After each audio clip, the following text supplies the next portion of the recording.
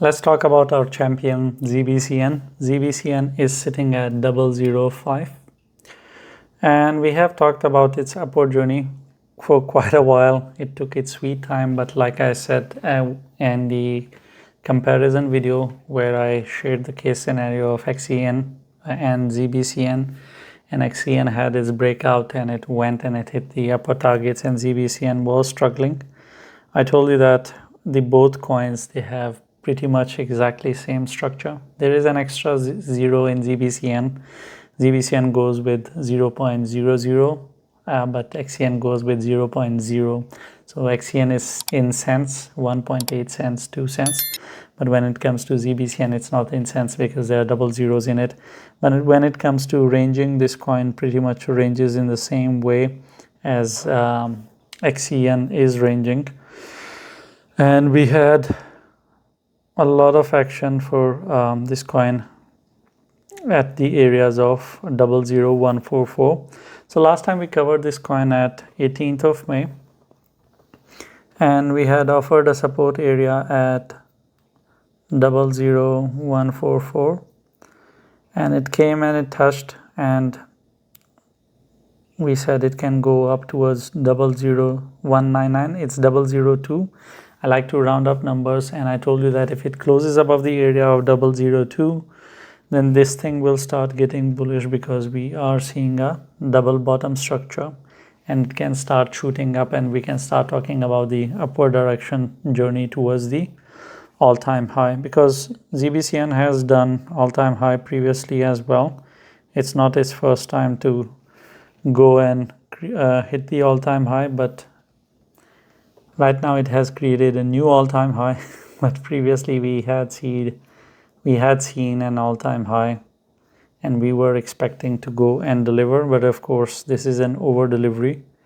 While I didn't cover videos for 3 days, and this coin I have not covered it from 18th of May. Today is 26th, so it's been 1 week since I have last talked about it. So let's do a bit of catch up. And what the hell do we expect? Well, we wanted it to close 2 candles above the area of 2 cents. It's not 2 cents, it's 002. 2 daily candles. We did close one here, the second one, and after that it moved. Of course, our second target was not there. It was towards the all-time high, and it went and it hit the all-time high as well. And the all-time high was, of course, not as high as where it is sitting right now. The all-time high was more towards the area of 003, if I recall it correctly. Just a second, let me change this to weekly, and that way we'll see. It was towards 003. So that was our target after 002. But of course now it is sitting at 005. From here, it has literally entered a discovery area, and things are going to get really, really tricky. Tricky in a sense that it has a lot of volume. It is in a very interesting zone. And like last time when we talked about ZBCN, again, when I was comparing it to XCN, XCN is listed on Binance Future. It is not listed on spot. But when we talk about ZBCN, it's not listed anywhere. The future part is missing. The spot part is missing. So that basically leaves a lot of room for ZBCN. If the team is able to go and list it on Binance, then this is your next $1 billion project.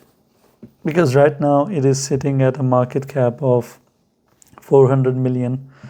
And the inflation is not that crazy because it is at a circulation of 79 million. The total supply is 179 billion, and total supply is 100 billion. So nothing as such in terms of being crazy amount of inflation. And the start of the project is 2024. We have talked about its fundamentals previously as well. It is not a coin that is in the situation of Arbitrum or TIA, where we are dealing with super inflation of 250% or 300%. It's nothing like that. So there is room, and I think that if they do manage to get it listed on Binance, then I think that you're talking about losing a zero here, because it can literally double from here. It can go and hit $1 billion, and once it hits $1 billion market cap, you will be talking about 1 cent. And all of that is possible. But if it manages to get Binance listing either on future or on spot, spot will be the most bullish case scenario, but of course future it will still do something for ZBCN. Other than that, it is listed pretty much on every other exchange. It is on KuCoin, it is on crypto.com, OKEx, BitGet. It is pretty much everywhere on spot, and derivatives it is on Bybit as well, but it is not in derivatives, not on spot on Bybit. Maybe Bybit is acting a bit tough with them. But all in all, that is the case scenario. Now let's talk about what the hell do we expect if it doesn't get listed. What do we do? Well, the structure is pretty volatile, which means that if it starts plummeting, it can go really down. So we can use an area of support area, and that is going to be 004. If it doesn't go below the area of 004 for more than 2 days, it stays bullish. We continue to talk about the journey towards 1 cent. But if it goes below the area of 004 for more than 2 days, closes 2 daily candles below the area with the body below the area of 004, we will assume that ZBCN is done with the upward journey. Binance listing is not coming, there is no news, and then we will prepare for the downward journey. Of course, below 004, the first target will be the all-time high, which is the 003, and from there I'll come back and I'll update you what to expect. But things can really turn around and they can start really getting bearish from there, because ZBCN needs massive stability, and I think massive stability would be once we have some kind of massive news. Other than that, it's doing really well.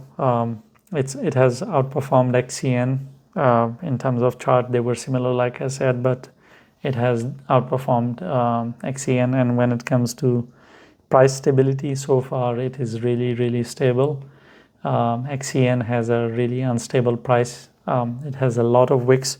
When it goes up and it hits area, this is on daily, the wicks are big ass wicks, and you see a lot of wicks on XCN.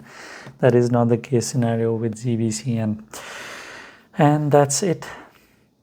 Thank you for watching the video. If you have any questions, or I have touched on a topic and you expect me to explain a bit more, I'll try my best to explain that to you in the comments. Leave a comment, and I'm not going to tell you to like and subscribe, because if you're not interacting with the video, or if you're not subscribed, you're not going to see all the 10 videos that I make every day. You're going to miss out on it, and I think you are educated enough to understand what to subscribe and what not to, because if you want to miss out on it, then why not? It's for your own good, and you should know better what is good for you.